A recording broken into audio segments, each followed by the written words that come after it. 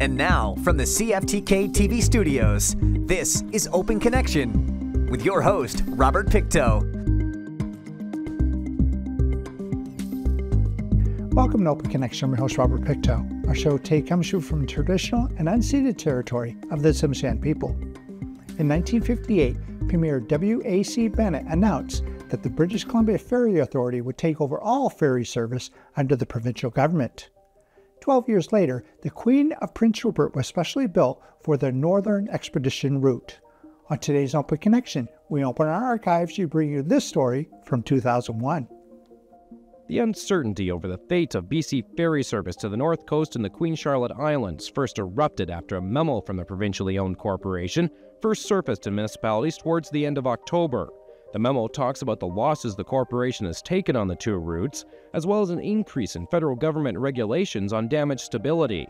Basically, what they deal with is how stable is the ship once it's damaged. So if you have a one-compartment ship and you get a big hole in it, it fills up with water, obviously it's going to sink. If you have two compartments and one fills up with water, it'll still float. And so that's the simplest way of thinking about it. The change in regulations means that both the Queen of Prince Rupert, which services the Charlottes, and the Queen of Chilliwack, which services the Mid-Coast, will not be able to operate after 2004. As for the Queen of the North, it will continue to operate between Prince Rupert and Port Hardy during the summertime, as long as the weather is calm. The Ferry Corp believes the vessel will be able to remain in service until 2012. The memo released by BC Ferries proposes a possible cut in service to the North Coast. When Skeena Journal asked Gary Leach about the cuts, he downplayed it, saying that there will be very little change other than the cancellation of an increase in service for 2004. We had been discussing with the Northern Services Ferry Advisory Committee an increase in the level of service beginning in the year 2004 from the current level of sailings of about 7 per week up to 9 sailings per week between Port Hardy and Prince Rupert. So that increase from 7 to 9 is not going to happen. In fact, we'll stay roughly exactly where we are right now. That particular piece of information does not sit well with Northern tourism officials, considering the provincial government has said it wants to grow the industry. The government's talking about the possibility of growing tourism from a $1 billion industry in the province of British Columbia to a $2 billion industry.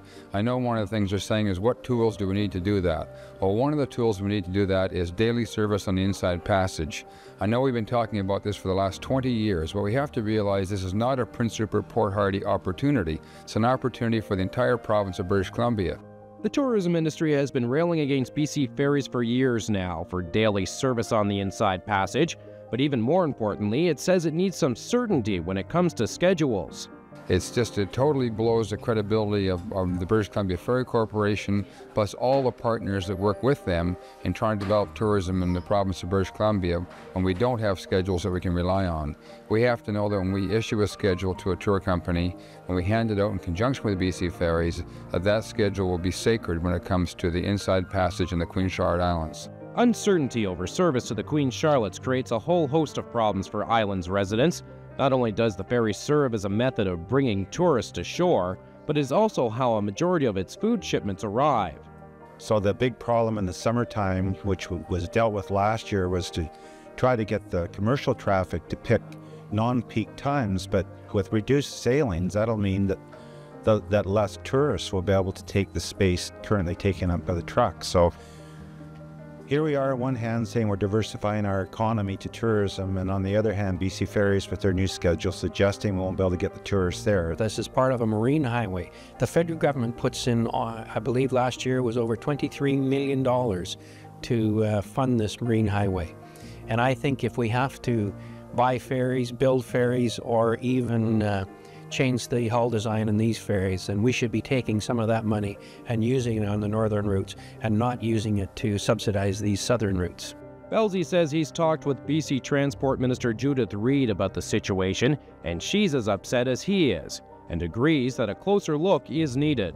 We have to give it a little more thought and a little more consideration than just sending out a memo that makes its way through communities from Port Hardy to Prince Rupert, telling people that we're just going to pull ferries off, or we're going to have to redesign, or we're going to have to pull some out of service, or we're going to have to cancel runs.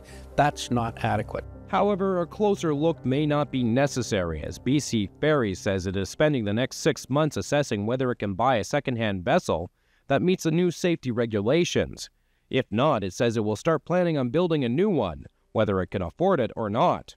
A new ship is going to cost us somewhere between $50 and $70 million.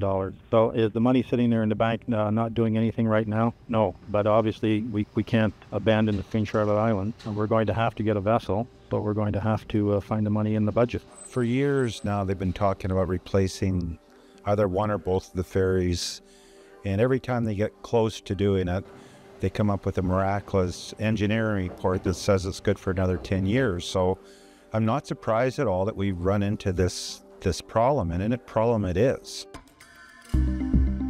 Open Connection will be right back after these messages.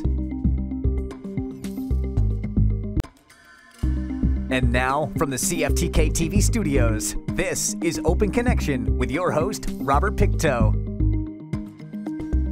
Thank you for staying with us. A few years ago, Terra saw close to a 60 degrees Celsius difference between the highest and lowest temperatures, making it the biggest gulf between temperatures in the year since 1985, and the fourth largest since Environmental Canada started tracking data in 1955.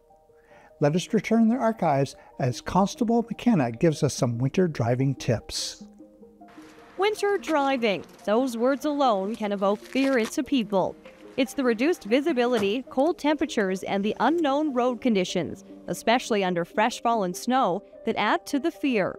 One way to help ease your winter worries is to prepare your vehicle before winter conditions hit. As you start off the winter, that your vehicle's in good mechanical condition, that all of your horn's working, your steering component parts, your brakes. Use good winter driving tread tires, and if you're going to be traveling in areas where there's heavy snow, you may want to have studded tires, tire chains, or tire cables. Also, an emergency kit in your trunk is handy in case you end up in a situation. The kit should include many items such as booster cables, a shovel, an ice scraper, flares, a blanket, a first aid kit, candles, food, and warm clothes. Winter tires are also something to consider to make driving in the winter a little easier. Snow tires can offer 40% more tread traction than all-season tires, but will cost on average $40 to $60 more than an all-season tire. Essentially what you're looking for in a winter tire is something that has extensive siping, lots of leading edges for traction in the deep snow and deep channeling so that you can get the water out of the tire. Softer compounds are used, extensive uses of sipes for more biting edges in the ice and the snow. Also keeps the tire much more flexible, so there's more of a contact patch on the ground in the cold weather, which is very important. When looking for winter tires, look for the snowflake design on the side. RCMP say they know all too well what can happen when people don't take in all the factors when driving in icy and snowy conditions. Some points to keep in mind are slow down, accelerate gently, and steer smoothly. Watch out for road crews, avoid passing, and if your wheels lock, ease off the brakes, then reapply them to maintain steering control. Also make sure you allow enough space between you and the vehicle in front of you. In the wintertime, when you have snow, ice, frost, black ice, probably a better following distance would be a minimum of 4 seconds or longer than that. 4 to 6 seconds would be very good, and that will give you time to react to any kind of unexpected hazards. If someone in front of you hits black ice, or if there's wildlife that's on the road, it'll give you sufficient time to stop or slow down and steer around whatever the obstacles are. ICBC deals with many claims each year, and last year, for the month of December, paid out in collision claims just under $292,000 in 1 month. So far, year-to-date for 2001, ICBC has paid out over $2,500,000 in just collision claims. We've had 685 different collision claims throughout the year thus far as of October 31st. And then, of course, going into November and December, with the road conditions and weather the way it is, that's why we want people to be extra careful, because that's usually where we see a trend where our collision claims start to grow. And of course, as policyholders, we all pay for these. RCMP say pay attention and make sure your car is clear of snow when you drive. And make sure to call ahead for road conditions, and if you can, postpone traveling until conditions improve. Most collisions are avoidable, and if people take the time to slow down a little bit, increase their following distance, make themselves more visible, and exercise as much courtesy as you can to other motorists you're going to be able to avoid these collisions. If you do end up getting into a collision, Butler offers some tips in what to do. I think the main thing is not to panic. Depending on the situation, it may result in calling the RCMP, especially if there are any injuries or alcohol involved. But if you can exchange information with the other driver, it's always helpful for us if there are witnesses, if you can gather any names or phone numbers. And then most importantly, we have a dial-a-claim service. That number is 1-800-910-4222 and is available 24 hours a day to make a claim. So keep in mind, driving in winter has its demands, but it's up to you to be prepared. Open Connection will be right back after these messages. And now, from the CFTK-TV studios, this is Open Connection with your host, Robert Pictou. Welcome back to Open Connection. The community of Smithers was founded in 1913 as the divisional headquarters of the Grand Trunk Pacific Railway. The community took its name from Sir Alfred Smithers, the chairman of the board of directors of the railway. Let us return to the archives as Jane Young shares more of Smithers Railway history. In the fall of 1908, construction began in Prince Rupert on the western end of the Grand Trunk Pacific, Canada's second transcontinental rail line.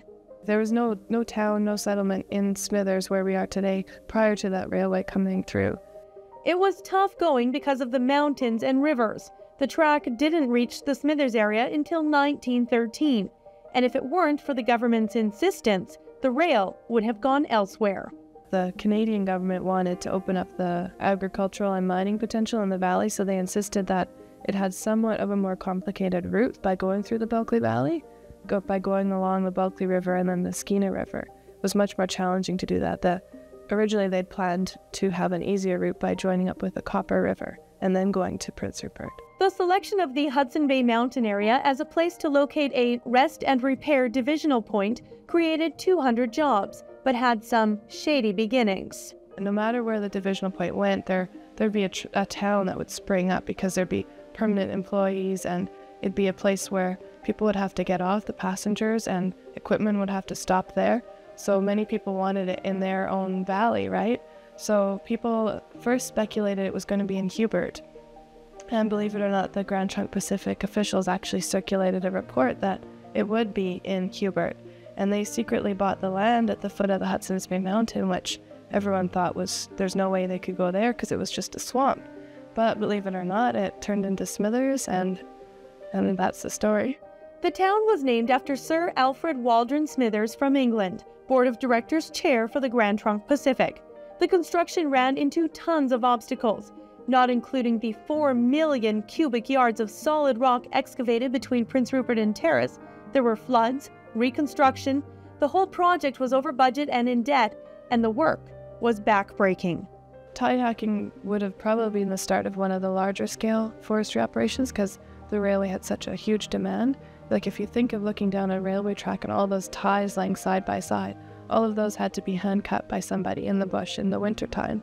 Finally, on April 17, 1914, the last spike was driven just east of Fort Fraser, and life with the completed Grand Trunk Pacific began.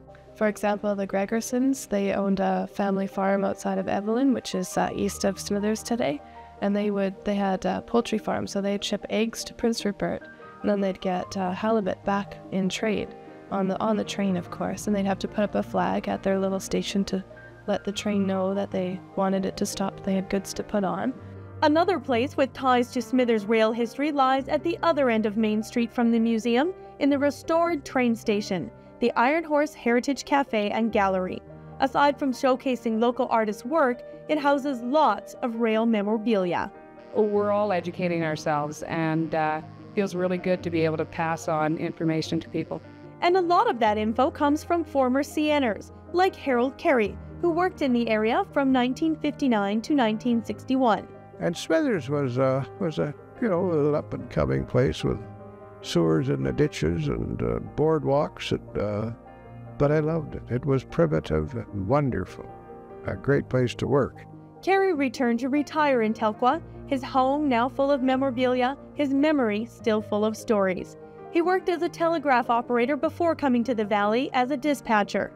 He's never fallen out of love with Morse code. Well, these are dashes.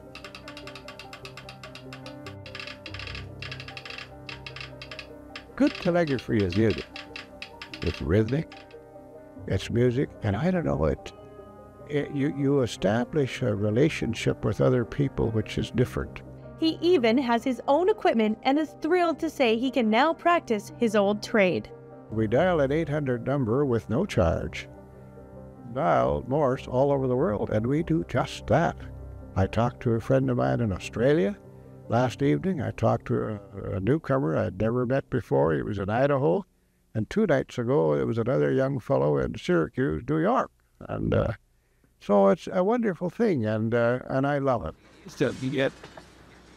Today, rail has decreased in importance, and although up to 200,000 cars pass through here every year, CN employs only about 100 workers, down from double that when the rail first arrived. Think back, I never in my wildest imagination did I ever imagine that the railway would run through here on CTC, which is centralized traffic control.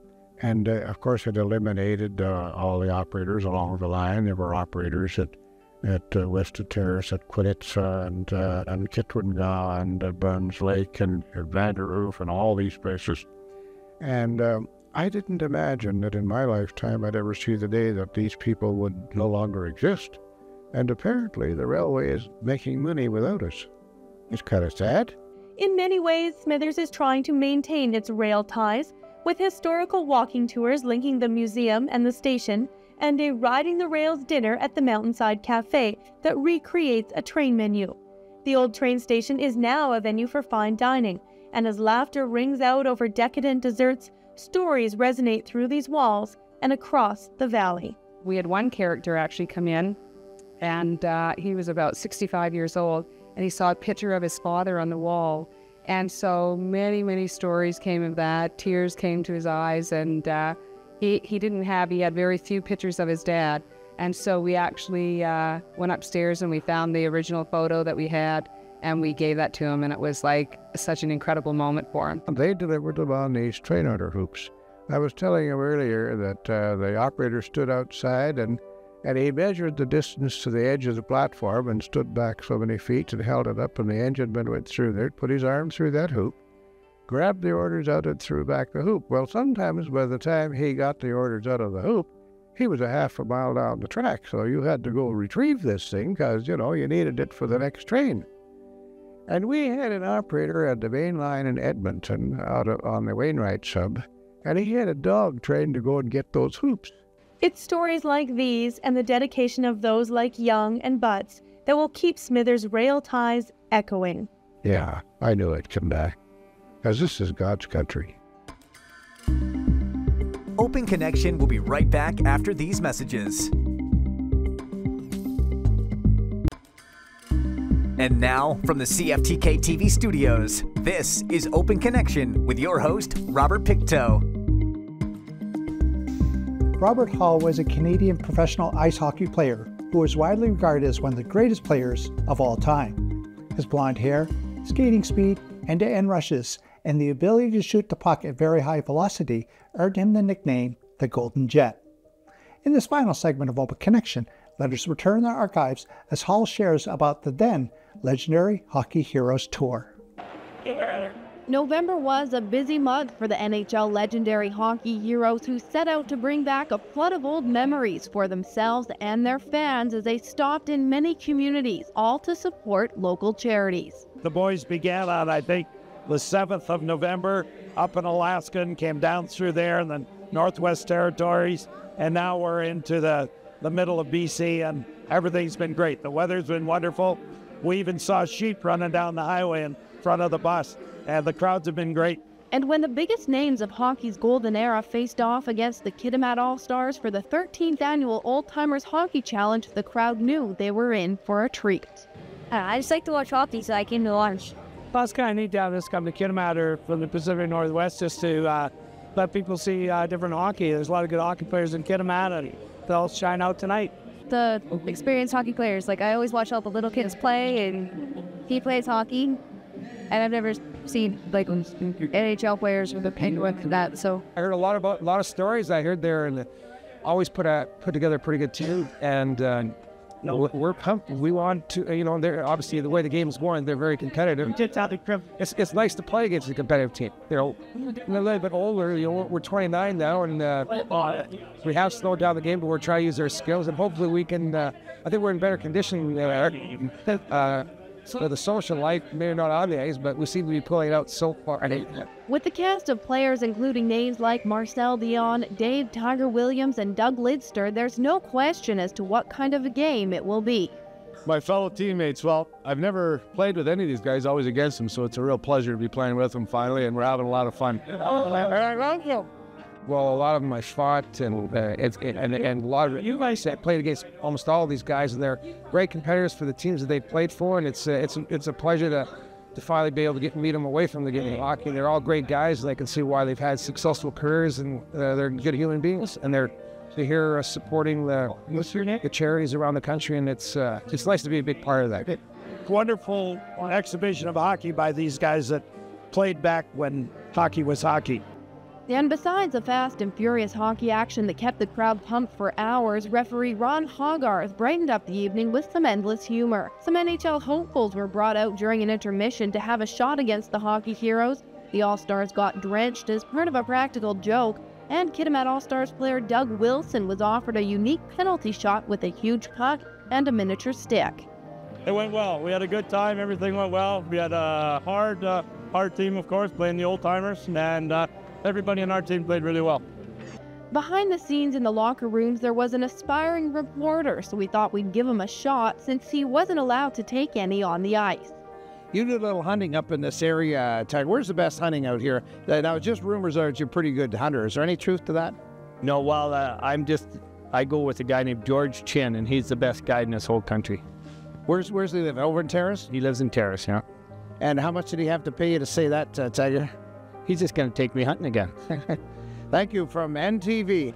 The NHL hockey heroes did take the win 10-7, but both teams say being able to raise what ended up being almost $5,000 for Kitimat and Terrace Crime Stoppers is what really matters. Overall, it was an evening of laughs, rekindling old memories, and appreciating how these players who have all had very successful careers can still come together for a good cause. Perfect. It's wonderful to see that after all these years, they still remember us, and as much as the kids remember me as Brett Hull's dad, the older folks remember me as Bobby Hull and Joe. Yeah. I have to remind listeners that this great debate for us didn't just start 2 years ago. It began 100 years ago. I'm being asked by my people why this further delay in introducing settlement legislation from the federal viewpoint. They're the only party required now to acknowledge the negotiated principles contained in the treaty. Thank you for joining us for this episode of Open Connection. The greatest distance in the existence of man is not from here to there, the connection from his mind and heart. If we can conquer that distance, we can soar like an eagle and realize our immensity within. I'm Robert Pictou.